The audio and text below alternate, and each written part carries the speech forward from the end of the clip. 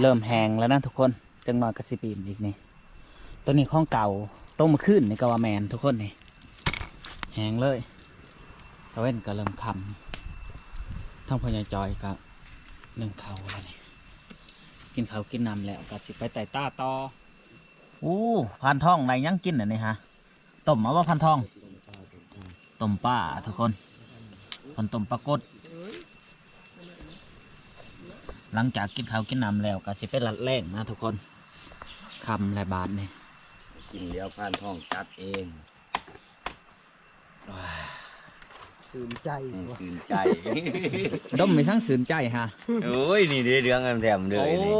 คักแหละ ดมอันนั้นใดในพระดมสงสลี เจ้าก็กินวาย โอ้ยคนบ่ไก่ได้ป่านี่ บ่กินปลาหลาด อือ กินบ่กินปลาหลาดพันในเพิ่นบ่กินปลาหลาดทุกคน พันดีอยู่บ่ บ่ได้ฟันนี่สังดอก บ่ได้พันนี่ช่าง เออ ไปได้เพิ่นสิ อยู่ เพิ่นสิให้อยู่บ่ ให้ให้ ทางใดทางใดเพิ่นว่าทางใด นะ ทางใดเพิ่นว่าทางพุ่นหรือทางพี่ ไปเบิดสองหันแหละ ได้หมดซอง เออ โอ้เพิ่นว่าเพิ่นสิให้ทุกคน มากินข้าวแรกน้ำกัน มื้อนี้บ่ได้พันแต่เพิ่นว่าให้คือเก่าเพิ่นว่าโอ้